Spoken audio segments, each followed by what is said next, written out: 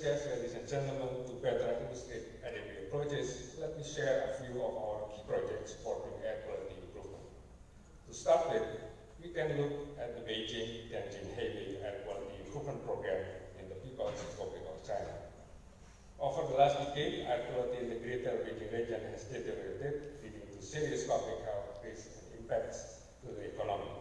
To address this, ADB has been working with the government through a multi-year, multi-sector programmatic approach, combining policy and also institutional support, financial investment, and technology and innovation as an integrated package.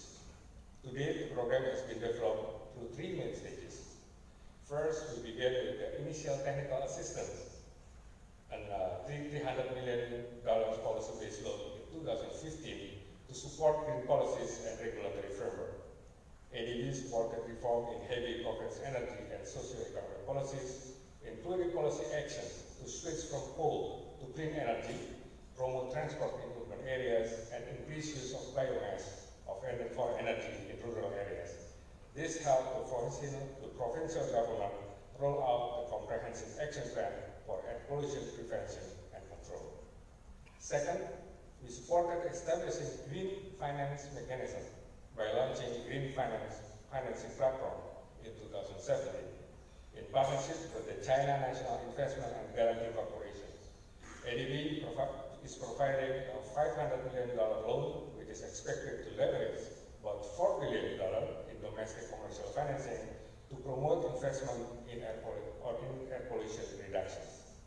The platform will help small and medium enterprises in the energy, transport, and manufacturing sectors to have easier access to credit from commercial banks for green projects.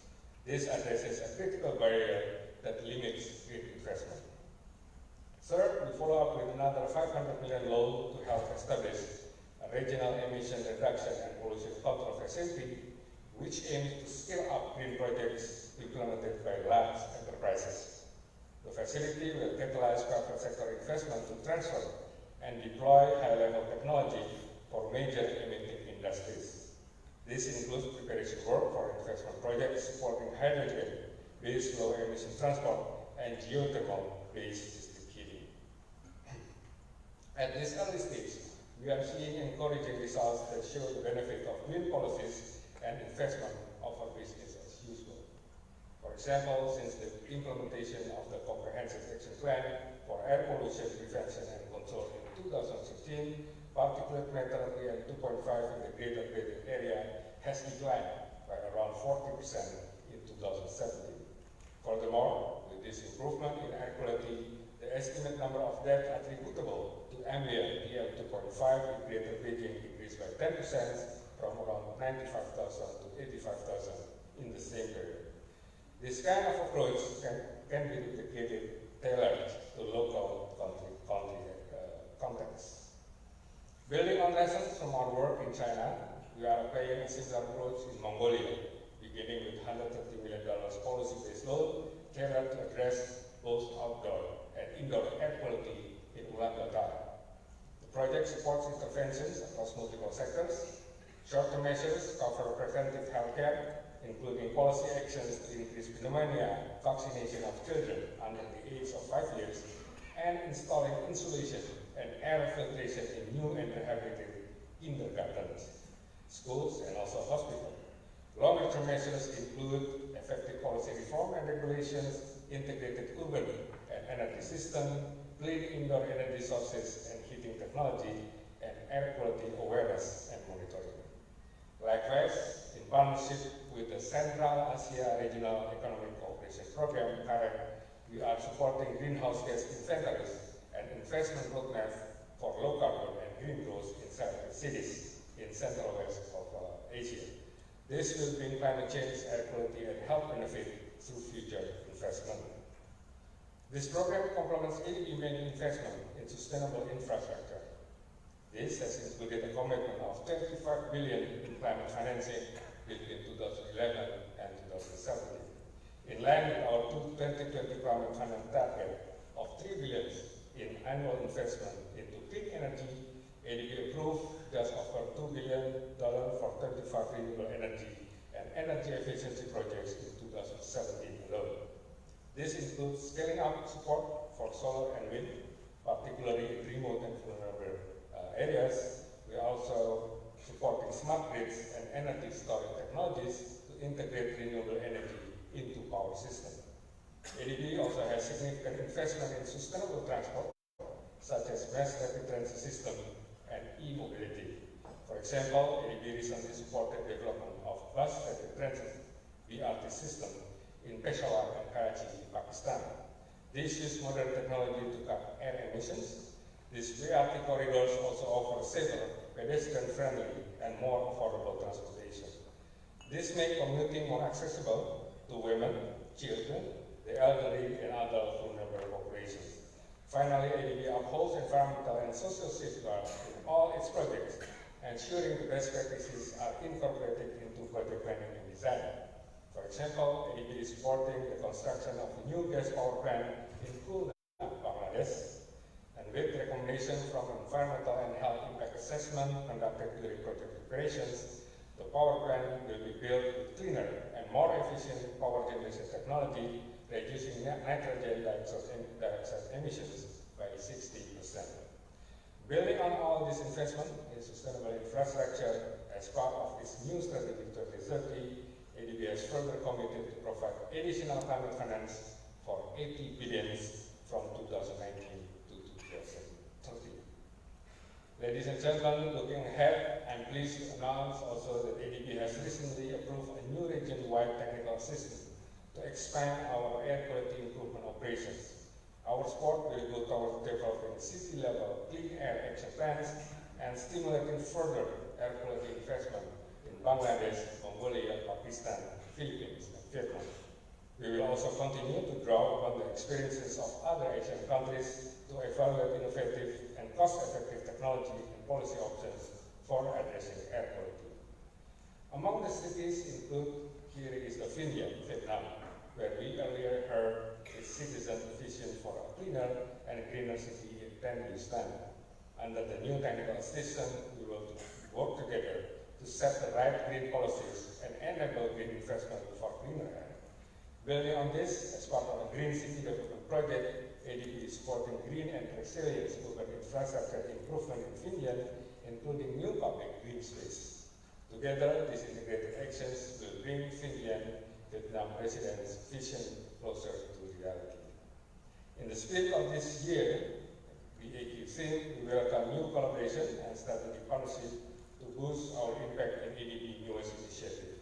Over the years, the BAQ conference has been the venue for introducing new knowledge on best practices, launching new partnerships and platforms, and facilitating policy dialogues to create reform. Since this is the 10th Better Air Quality Conference, I think this is a good time for all of us to evaluate the project that we have. How far we have facilitated the adoption of green policy reform and prepared and implement integrated clean air action plans. How successful we are in attracting the private sector who can help bridge the air quality investment gap through green finance mobilizations. And finally, maybe what kind of incentives that are now available to stimulate green innovations. So the time for us to act together is now, because every breath we take depends on it. And with this, I wish you all a productive conference. Thank you. Assalamualaikum warahmatullahi wabarakatuh.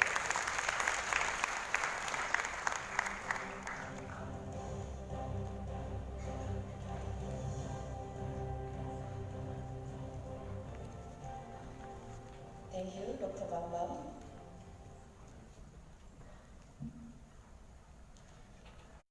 Okay, now the next keynote speaker is Professor He Kibin, Dean of the School for the Environment, Tsinghua University.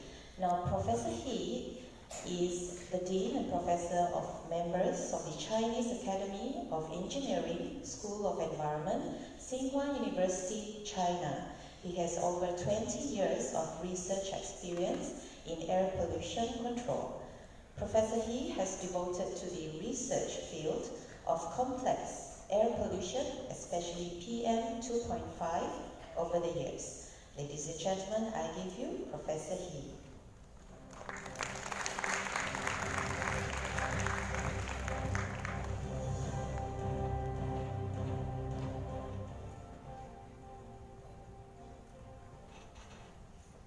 Thank you, Mr. Chairman.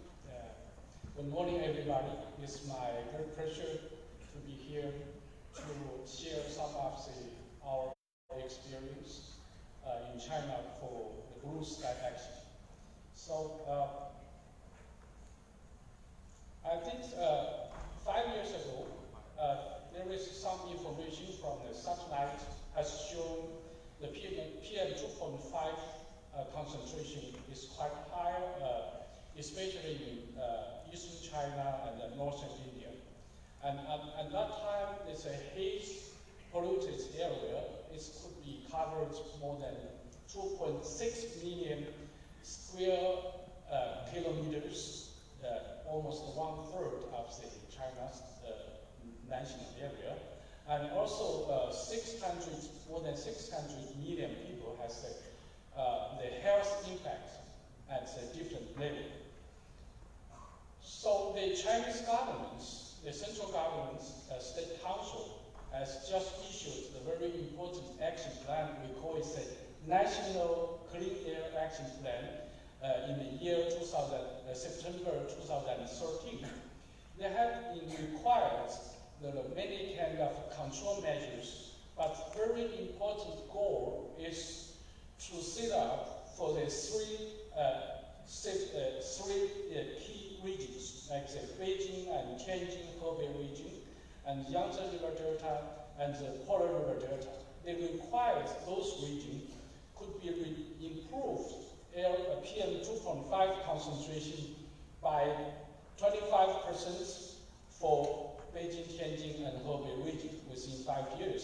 And also they required Beijing could be improve the PM2.5 concentration from 89 to around 60 within 5 years. So that is a really very tough job for that time.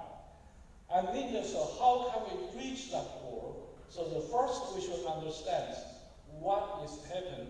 So we need to get in all of the monitoring information. So in China we have established more than around 1,500 the monitoring station, standard monitoring station. And also we have ground super sites to get the chemical information, and the mobile observation station, aircraft observation, and even the LiDAR information from the ground-based, and even the satellite information.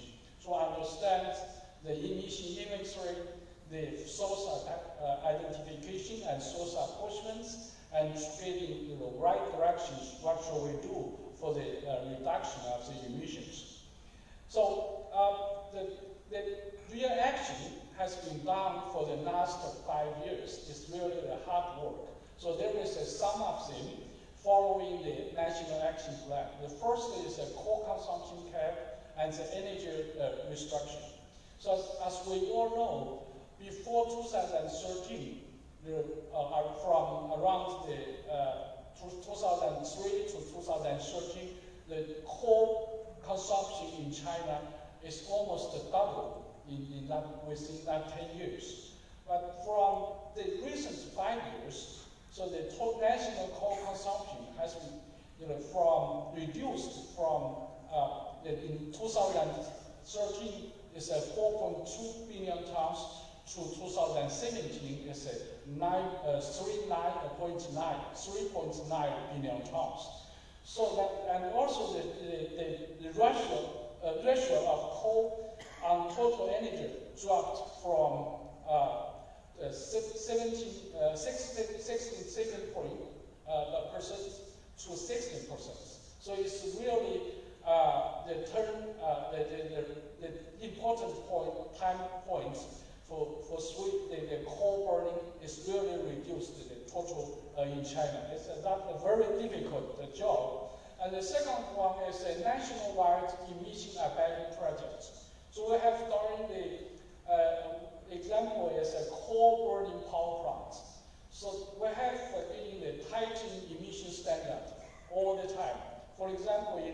1996, the SO2 emission standard is 1,200 microgram per cubic meter, and 2003 this number became 400, and 2011 it's reduced to 50, and 2014 it's reduced to 35.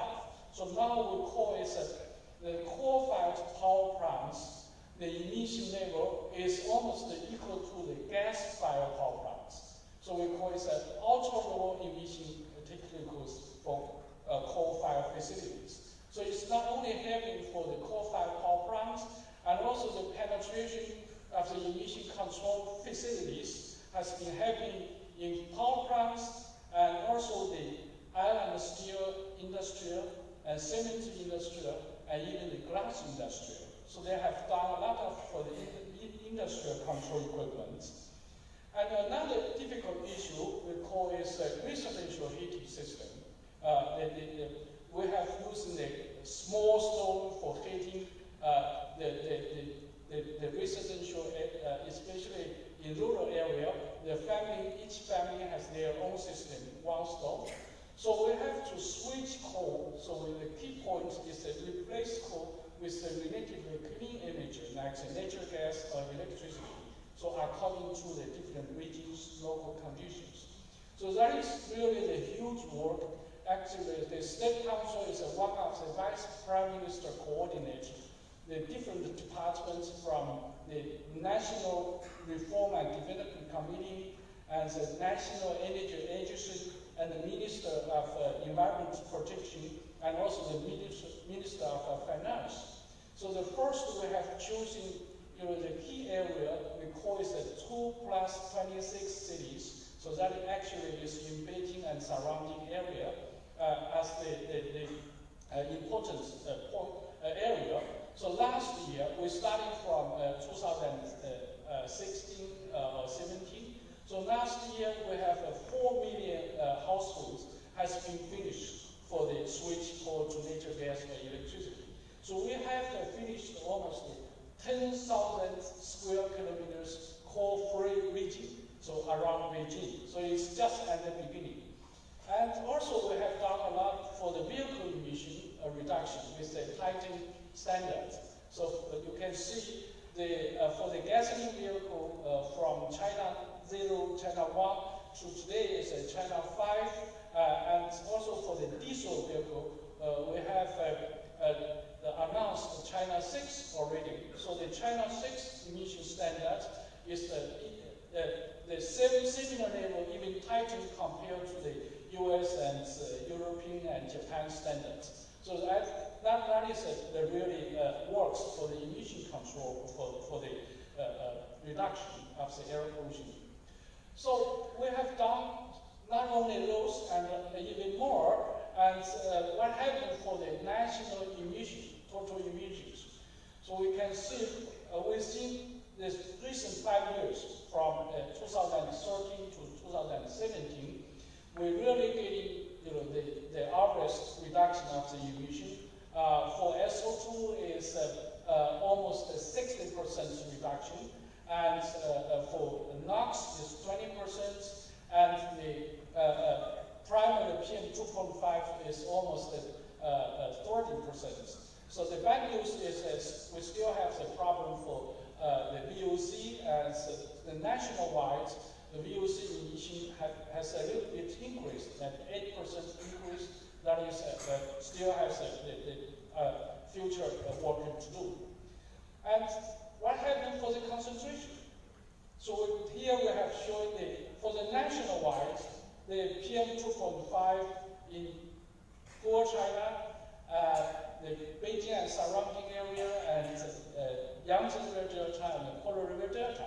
So that has been dropped by just the PM2.5 concentration has dropped by 39% for Beijing and surrounding area, and 35 almost for Yangtze River Delta, and 27% for PRD, the Polar River Delta.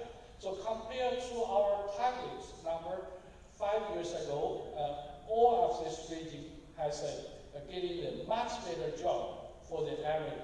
And for Beijing, just remember, Beijing has a true number as they will require 25% reduction for the PM2.5 concentration, and also the year 2017 they should reach around 60 the PM2.5 annual average concentration. So for Beijing, they just finished not 25, there's a 35% improve, and also the actual concentration is reached 58. So it's a little bit better than 60. So it's really got a very good result for the last 5 years. So the UNEP just released the review report for the air pollution control in Beijing, 1998 to 2013. And they plan to release another review report for Beijing next year, and they will including the recent 5 years information. So we are looking for some new information released. And also from the satellite, the monetary staging is a ground information. From the space information, the satellite observation, we can see the SO2 reduced by 72%, and NOx reduced by, actually it's NO2, reduced by 36%, and the AOD, that's representing the PM pollution, is reduced by 34%. So that is the very important the improvements. And on the right side, that is just the working finished by the one research team, the Marina University in the United States. They also use the NASA Earth observation. So they have doing the last more than 10 years, 2005 to 2016, and you can see the SO2 concentration, the information, is really a huge improvements in China, and they compared to in the same time period in India, the SO2 has a little bit is a continuous increase. So you can see China continues to do. We still have the problem for SO2. We have to improve that, and our India colleagues has getting more and more work to do in the future. So look going forward to the future perspective, we can see even we have done very good job for the last 5 years, but we still have a very serious problem. So here we just get a comparison among China, US, and EU 28 countries. These 3 units has a similar area, but compared to their total emissions, the China's major air pollutants emission is still 2 to 5 times higher of those in US or EU. So, which means the emission density is also 2 to 5 times. So that is a basic information. So in China, we still need more work to cut down the emissions. So otherwise, the pollutants will still there and still serious, and even the serious, especially in winter and heating season. So another problem is that right now we only have less than 30% of the total, 338 Chinese cities. Only less than 1/3 of them could meet the current national standards. So here we just show that. So in the future, we have a lot of work to do. The future options, on the right side, we just using the analytical working to say what is the major contribution for the last 5 years improvement of the PM2.5 concentration. So we can see the end of pipe control contributes about 40%. And the energy structure adjustment is 27% contribution. And the industrial structure adjustment is 17%. And also that we have the other control measures. But we understand the end of pipe control, like the the ultra low emission control standards technology for power plants. But when you finish that, and your reduction potential will not be in power plants, and then you have the non-power industrial, and even for the end of life will be less and less. So we have to more working in the future to the structural improvements. So recently, the State Council released the 3 years action plan from 2018 to 2020. So they will focus on some of the end-of-life control, but they will transfer the majority working will be on the improvement of the industrial structure, energy structure, and transportation structure, and the land use structure. So when you focus on this structure, that is our future reduction potential, and also makes a sustainable air quality improvements. The second one is that remember, China, we do not only have the blue sky task, and also we have another task is low carbon as climate change. So we have the commitments with the Paris agreements. So in the future, we have for the 4 structural improvements, and we will try to get a better job, blue sky, plus no carbon. Actually, this 2 tasks has a core benefits. So in the future, how can we get the pathway to make full use of the benefits, core benefits? That is our important job in the future. But the good news is that recently the Chinese government system will have a new circle reform. That they have the new minister of the ecology and the environment has given the 2 departments together. One is the Department of Air Pollution Control, and another is the Department of Climate.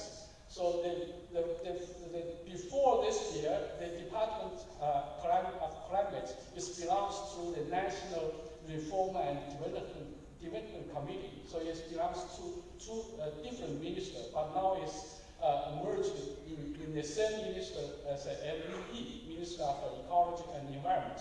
I think in the future, that has a very good opportunity for us to get in the core benefit to promote each other, blue sky, and the low carbon roadmap in China.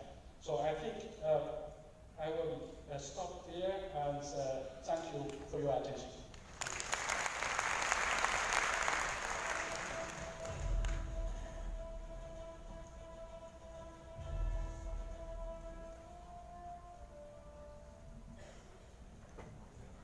Thank you, Professor Lee.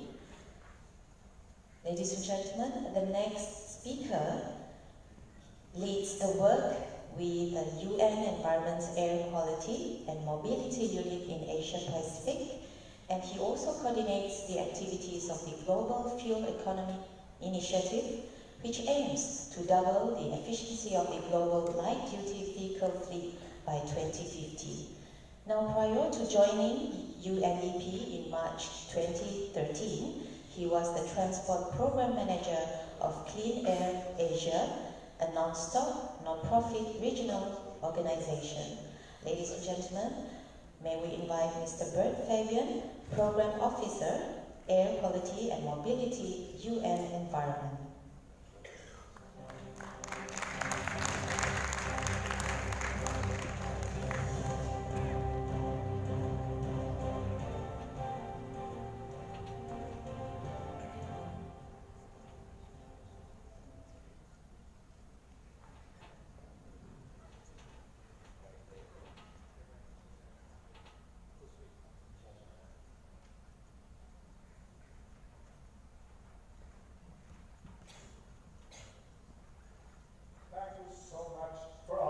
Say a few words to this very important meeting in Cochin about the critical topic of air quality. Air pollution is one of the great threats to our planet's health. It's ending the lives of many people well before their time, and it's costing billions of dollars in healthcare bills. And it's putting at risk the future children and the planet. But fortunately, there are good news as well. We have the solutions to fix the problems. UN Environment recently launched a report on air solutions, which outlines 25 specific recommendations for the Asia region. And there are so many examples of success. Cities in China, under the leadership of the Minister of Ecology and Environment, has cut pollution by 32% over the last 4 years. How? Well, new coal-fired power plants were prohibited. Existing plants lowered their emissions using new technologies. And the government restricted the number of cars on the road. In Jakarta, Indonesia, better inspections and maintenance help reduce emissions by thousands of city buses. In India, UN Environment recently awarded a young innovator that is capturing soot from diesel generators and turning that into ink. What a fantastic innovation. I believe there are 4 ingredients that will determine our success. 1, we need a political will to change our future. 2, we need investment in innovation and progress. 3, we need to inspire and learn from each other across the region. And 4, we need greater awareness amongst people on simple steps they can do to improve the environment. The good news is that you have all of this in abundance. And so I wish you all the very best in coaching, because when we clean our air, we also protect the climate, our health, and our planet, and then we truly breathe life. Thank you very much. Our executive director really wanted to attend himself, but he had prior commitments. And this is one issue where we were asked to focus our attention on key specific challenges that we have. And it's good that the executive director of UN Environment has identified air pollution as among one of these. Of course, there are others which are equally important, like plastic. And over the years, over the past few months and over the past few years, we have been asked as well to focus on solutions. We have done many projects that looks at health impacts of health, innovations, and we are also increasingly being asked to look at solutions. I am going to provide an overview of a publication, a research study that was conducted by UN Environment Asia Pacific Office together with our colleagues from the Climate and Clean Air Coalition in partnership with various experts and authors. I think we had 100. So again, this is an effort which required us looking at air pollution by getting a particulate counter, riding a jeepney. Jeepney is like an informal public transport mode. From the University of the Philippines, going to Old Manila. And at that time, I was just counting total suspended particulates, and the numbers were like 500 micrograms per cubic meter. So at that time, it was already an alarming issue. And unfortunately, with these issues of climate change, I think it was in 2005, climate change overtook air pollution. Cleaner Asia was established in 2001. Other efforts around the world was looking at air pollution issues. But I repeat, I said, unfortunately, climate change somehow not derailed efforts, but diverted attention to really looking at air pollution and addressing it. It's good that I'm coming from previous presentations who have already provided many of the background information. We have seen many times, or we are told many times, that air pollution is a serious issue. Definitely, we are all aware. And the numbers, we have many numbers, 7 million deaths every year in Asia Pacific, 2 million in China, 7 million in other countries. But when will this stop? I think after 2 years or another conference, we will again see that the numbers just keep on improving. And we hope that in the future, of course, we also show more in terms of improvements in health. Again, these slides you have seen, these are established studies showing impacts on health. We've also heard from a presentation of Bob O'Keefe from the Health Effects Institute, this new growing evidence that air pollution could be linked to. Maybe I would just like to highlight one thing, and maybe we can use this as a communication tool to discuss with our policymakers, the private sector, to come up with solutions. And that's the impact of cognitive functions in children. So does this mean that the children born in Jakarta, in Manila, in Bangkok are already disadvantaged because they grew up without having better IQs compared to children being born in cities with better air quality? I think that's one thing that we should try to communicate, to convince again to do more actions. We have been asked by the member states of UN Environment. It has become a universal membership. And in 2014, there was a call for UN Environment and the member states to do more on air pollution. And as an issue, transboundary, but international cooperation and this regional knowledge-based sharing is one of the things that UN Environment can help facilitate, of course, together with other partners.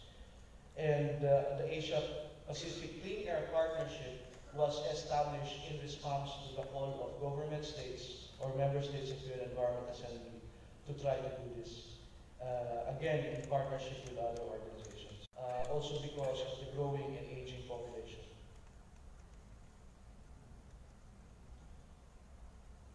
And so, working with the authors, the scientists, there is this greater ambition that needs to be done. And we have come up with these 25 measures. I realize my presentation mentions 25 measures many times, but I actually don't have a slide on the 25 measures. But this afternoon, there is a session in room 2 and 3 where this study will be presented and discussed in more detail. But it's full application of conventional measures. So again, these are the measures that we already have. So you can even say low-hanging fruits. In transport, this includes emission standards, better fuel quality. And then you have next stage air quality measures, and you have other measures that will promote improvements as well in terms of other sustainable development goals. In transport, this includes improvement of public transport, walking and cycling facilities. In terms of the benefits for health, the study also looked at how much would be reduced if we are able to implement these 25 measures. And I mentioned again that we'll provide more information on this in this session this afternoon. The PM 2.5, after implementation of the top 25 measures, we also looked at what will be the impact in terms of the countries where it is implemented. There is definitely a big improvement, but it's still not within the WHO guideline values. I like this slide because it's not co-benefits, it's multiple benefits. That's how our colleague from the Climate and Clean Air Coalition puts it. And implementing these measures leads to multiple benefits that reduces CO2 by 20%, methane by 40%, black carbon by 70%, and HFCs by 80%. So it supports many of the other sustainable development goals as well. In terms of the benefits for climate, I think for this slide, I just want to mention that the recent IPCC report highlights that we need to address as well the pollutants that are called short-lived climate pollutants or short-lived climate forces in order to avoid or keep within the 2 degrees centigrade target in terms of global warming. And if the 25 clean air measures are implemented, this could avoid 0.3 degrees centigrade of warming by 2050. Seems like a small number, small percentage, but it actually impacts a lot and contributes to the global target. There are also many examples of solutions. I think this is also one thing that we can do collectively, is to try to get this information. What Beijing has done, it's good that AEB presented, they showed the investment programs, the support that they're providing Beijing. And then Professor He presented the benefits or the reductions of air pollution because of the current measures that they are implementing. But I think this is something that should be shared widely, and I think platforms like this provide a good opportunity for us to learn more. This slide, I pulled it out because I think we need to remind ourselves that benefits always outweigh the costs. Of course, I'm preaching to the converted, but there are some private sector, government officials, decision makers in this room. And we hope that we can continue getting this type of information. Like policies implemented in the US are 17 times, like in terms of the benefit cost ratio. I'm sure the one for China or the one for Beijing will also exceed similar numbers.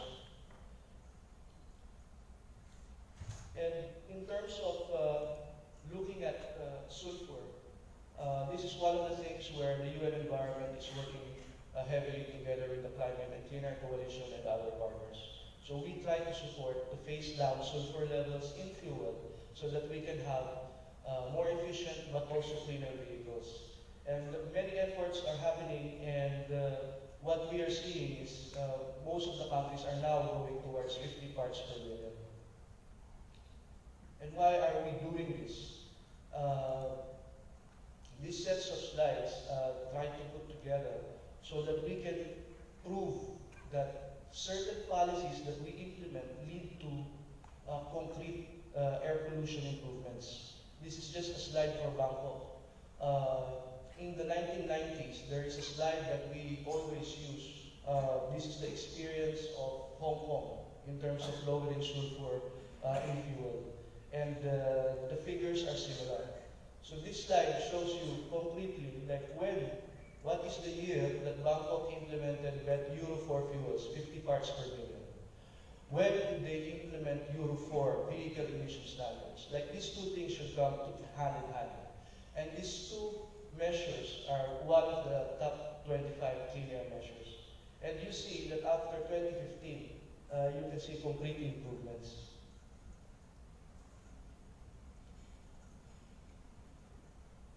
So I think in summary, like one of the things that we see and we always say now is cooperation is key.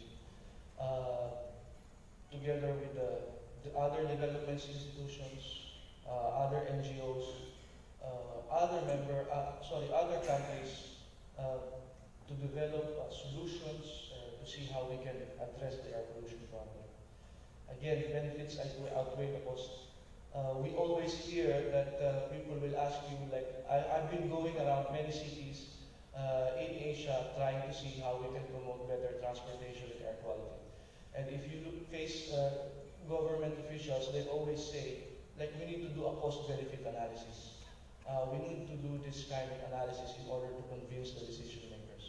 This is what we will try to do in the countries, in many of the cities. But I think you cannot do that for all the cities. Like, if there are 419 cities in Asia, you cannot do that for all. Maybe for the key primary cities, you can do it. And we should say that, okay, the impact in Bangkok would have similar impacts probably in Manila or in Jakarta or other cities in Thailand. So having or not having cost-benefit analysis for each city should not stop us from implementing the 25 measures. Definitely technology and financing are key elements as well, and it's good to see that for the Asian Development Bank, I guess for other development banks as well, we have this. I think this is where I stop. So UN Environment will continue to work with other organizations, definitely together with the Climate and Clean Air Coalition and Cleaner Asia, in working towards achieving better air quality. Thank you very much.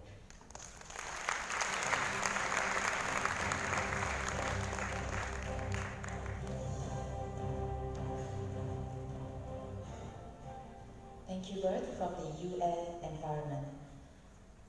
Ladies and gentlemen, last but not least, may we invite Mr. Marconi Madai. He is the Vice President of Health, Safety, Security and Environment from the Sarawak Energy Berhad. Ladies and gentlemen, Mr. Marconi Madai.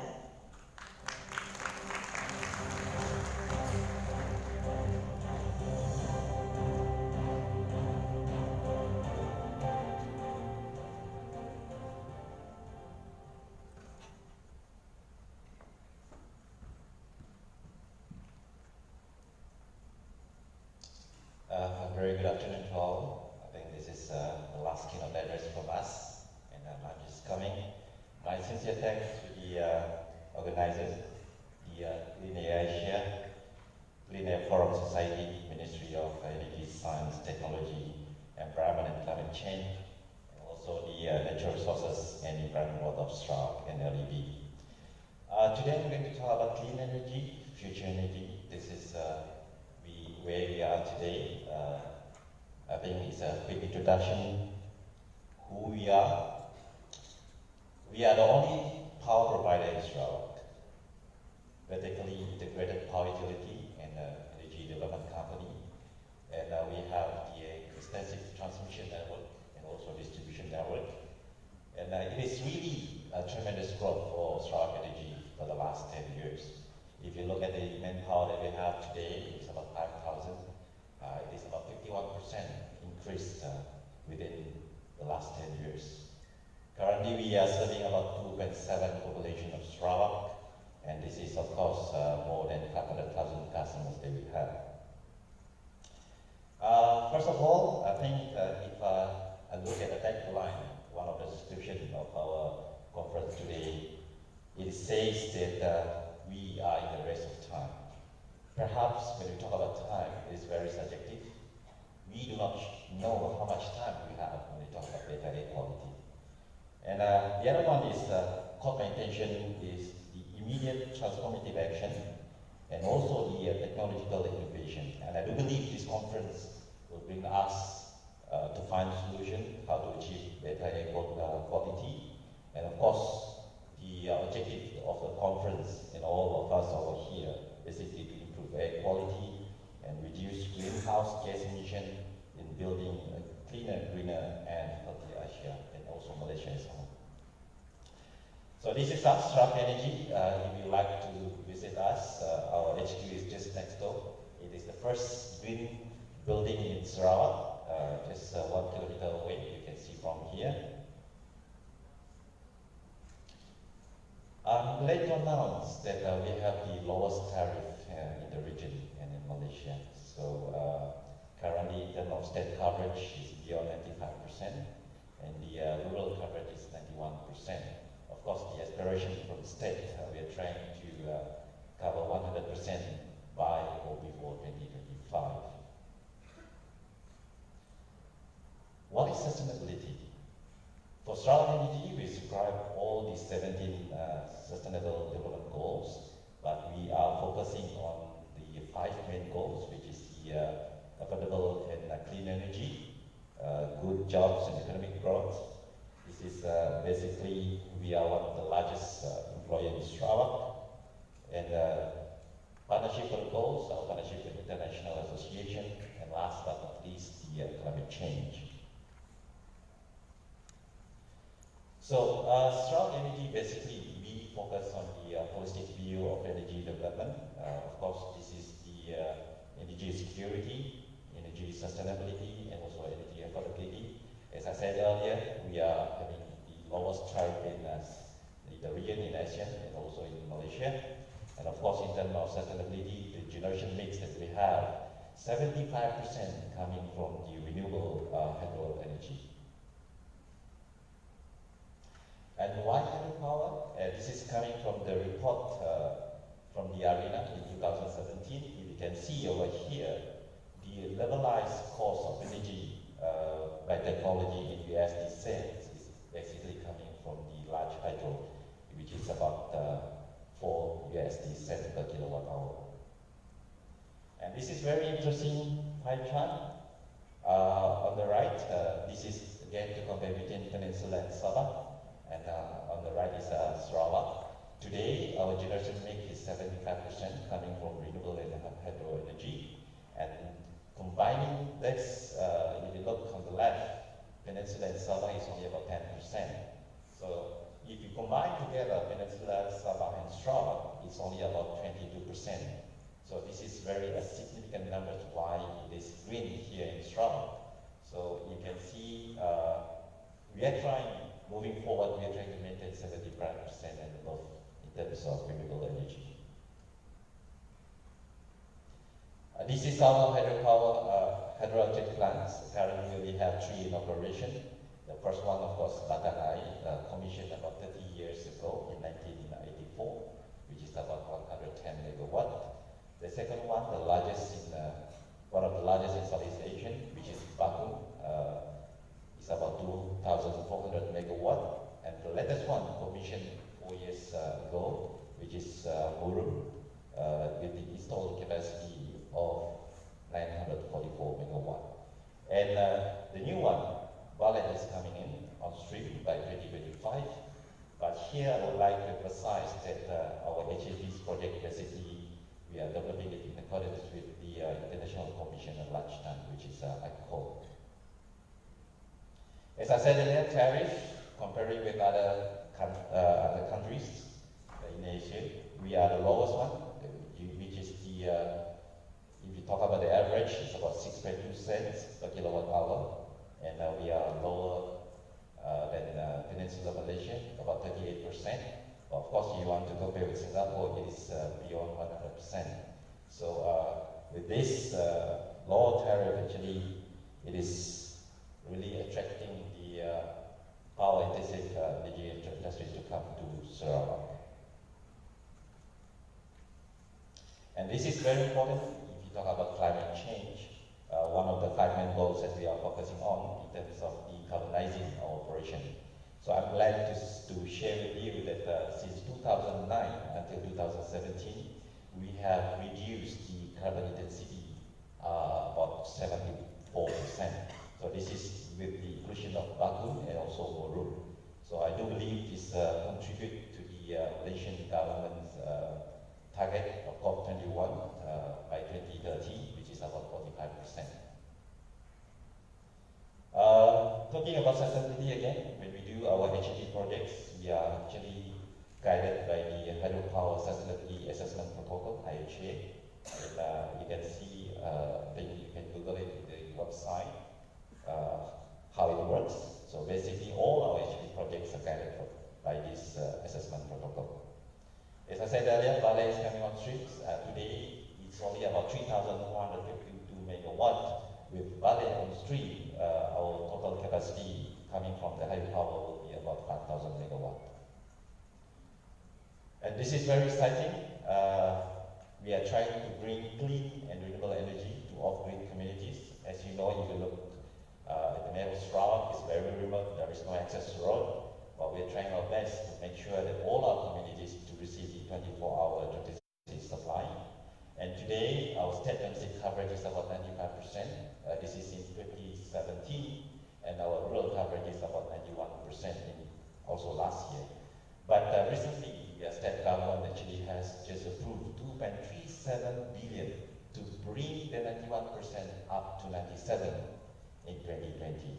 So basically today, we have about 30,000 households need to be electrified. But for the next 2 years, we are trying to bring in or trying to electrify about 20,000 households. So this is the 97% in 2020. So this is the example. Where does it come from? It's basically a solar system. And also this is mixed solar system, hybrid solar system, and also the mini or micro hydro. And this is also very important, our partnership with international association. Currently, we are the platinum member of IHA. Group CEO is the elected board member. We are also part of the UN Global Compact Network since 2017. And Sarawak Energy is basically a gold member for the GRI, Global Reporting Initiative, since 2016. This is related to our green initiative. As I said first green building in Sarawak. So basically, when we talk about members of HA, we do are working together with other companies, other organizations from China, from Brazil, and also from Europe. So this is our opportunity to tap into and to learn from them in terms of best practices. And this is our new opportunity when we talk about green energy. And I'm glad to announce that we are the first in Sarawak to introduce a first electric vehicle since 2015. If you look at the photos over here, that is our Nissan Leaf. Currently we have 4 units of that.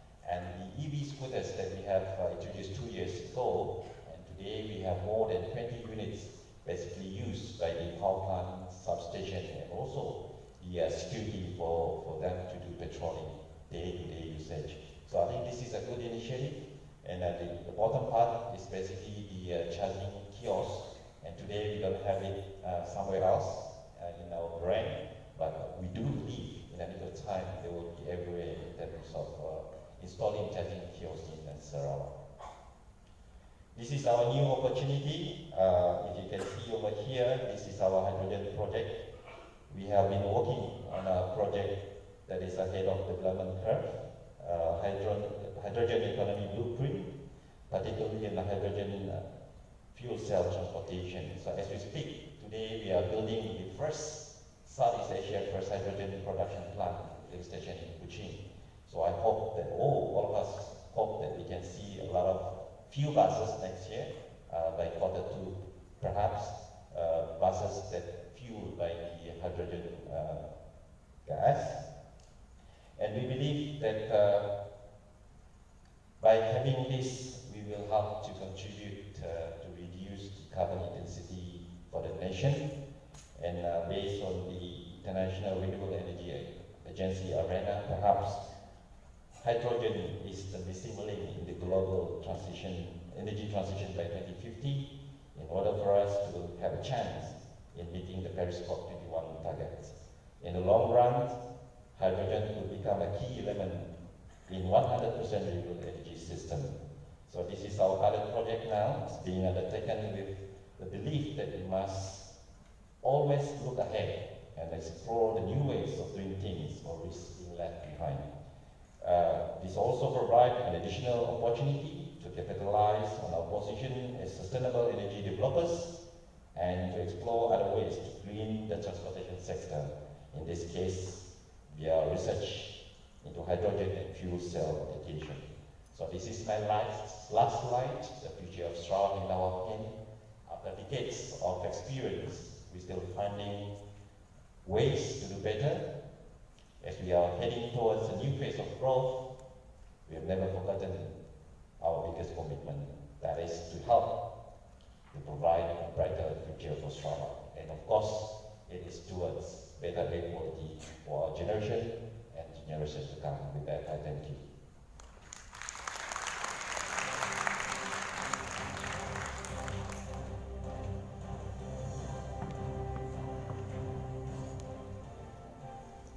Thank you, Mr. Marconi. Ladies and gentlemen, that wraps up the first half of our conference for today. So let's take a lunch break, and may we invite all delegates to please proceed to Great Hall C and Great Hall D for your lunch. And